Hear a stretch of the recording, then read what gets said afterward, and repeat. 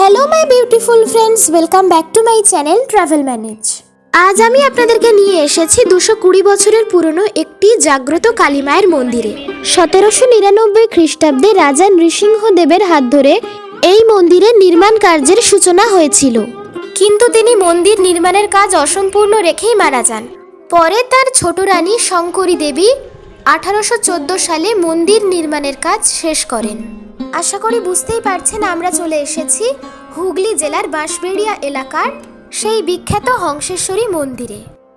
তো এই মন্দিরে কিভাবে আসবেন, মন্দির কখন খোলা এবং বন্ধ থাকে, এবং এখানে ভোগ প্রসাদ কখন গ্রহণ করবেন, ডালা কোথা থেকে সংগ্রহ করবেন, এছাড়াও যাবতীয় খরচ খরচা সহ সমস্ত তথ্য থাকছে আমার এই ভিডিওতে।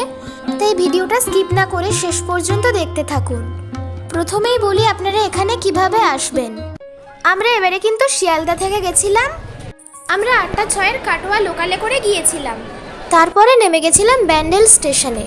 আমরা ব্যান্ডেল থেকে অটোতে করে গেছিলাম। আপনারা চাইলে বাঁশবেড়িয়া স্টেশনে নেমে সেখান থেকেও অটোতে করে যেতে পারেন, কারণ বাঁশবেড়িয়া থেকে এই মন্দিরের দূরত্ব একটু কম হয়।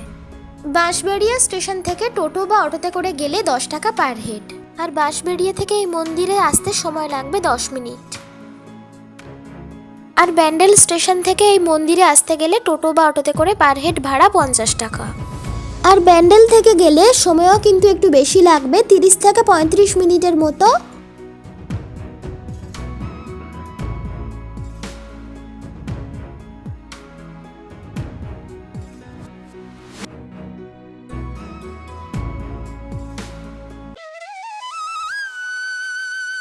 গাড়ি থেকে নেমে মন্দিরের আশেপাশে এরকম প্রচুর ডালার দোকান দেখতে পেয়ে যাবেন।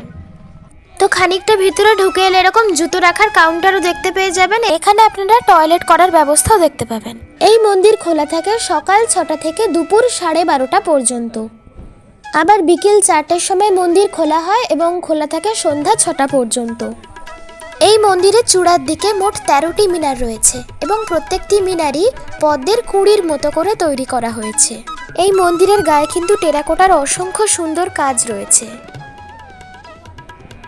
এই মন্দিরে মায়ের ভোগারতি হয় দুপুর 12টার সময়। আর সবসময় চেষ্টা করবেন ভোগের কুপনটা 10টা থেকে 10:30টার মধ্যে কেটে নেওয়ার, কারণ মায়ের ভোগারতির পরে দুপুর 1টার সময় এখানে ভোগ প্রসাদ দেওয়া হয়। কুপন মূল্য মাত্র 50 টাকা। এখানে কিন্তু শুধুমাত্র মা হংসেশ্বরী দেবীর মন্দির নেই, এখানে বাসুকী দেবেরও মন্দির রয়েছে।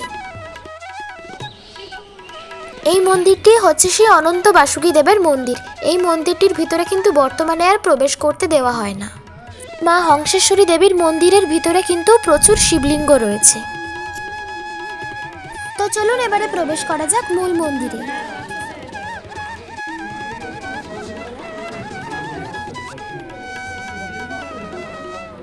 ইনি হচ্ছেন মা হংসেশ্বরী। 11টা থেকে মায়ের পুষ্পাঞ্জলি শুরু হয়।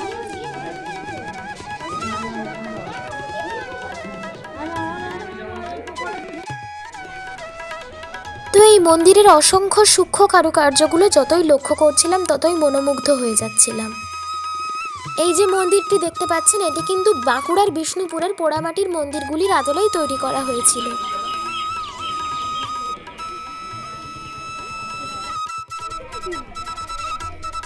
তো আজ এই পর্যন্তই। ভিডিওটা কেমন লাগলো আপনাদের তা কমেন্টসে জানাবেন, এবং যারা আমার চ্যানেলটিকে সাবস্ক্রাইব করেননি তারা প্লিজ চ্যানেলটিকে সাবস্ক্রাইব করবেন, এবং ভিডিওটি ভালো লাগলে ভিডিওটিতে একটি লাইক দেবেন। দেখা হচ্ছে নতুন কোনো ভিডিওতে। সবাই ভালো থাকবেন, সুস্থ থাকবেন। আজকের মতো টাটা, বাই বাই।